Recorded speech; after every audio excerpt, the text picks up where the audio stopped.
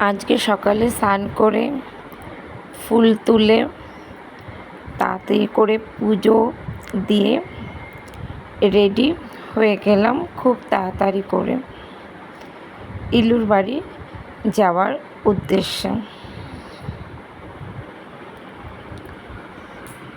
টোটো ধরে আমরা রওনা দিলাম ইলুর শ্বশুর বাড়ির দিকে।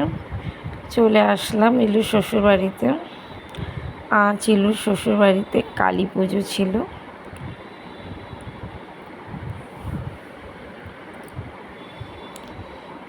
গিয়ে দেখি কাকিমার পিসি সবাই মিলে ঠাকুরের জোগাড় করছে। আমরা চলে গেলাম দিয়ে শ্রী আনতে।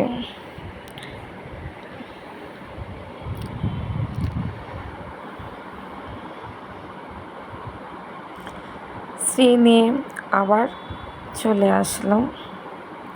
ঠাকুর মশাই পুজোতে বসে পড়েছিলেন।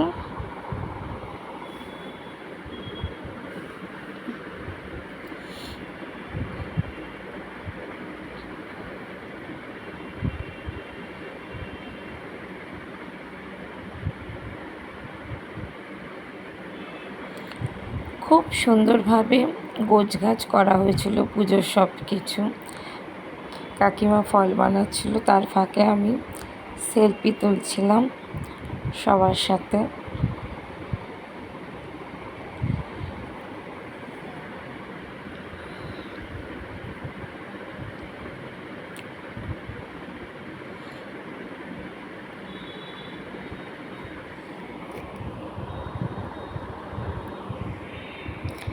এত সুন্দর পুজোর ভোগের আয়োজন করা হয়েছিল। খুব সুন্দরভাবে পুজোর সব কিছু জোগাড় করা হয়েছিল। ভোগ আরতি হচ্ছে।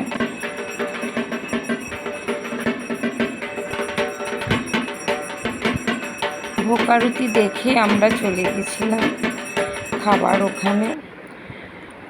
সবাই মিলে খেতে বসে গিয়েছিলাম।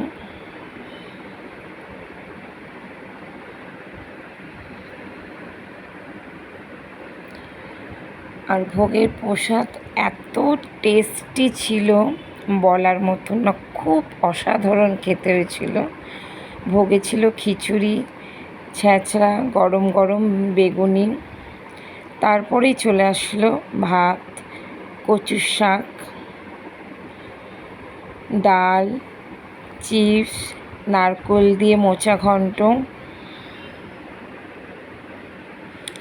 আর ছিল চিলি পনির, আমের চাটনি, পাঁপড় ভাজা, পায়েস, রাজভোগ, সবার লাস্টে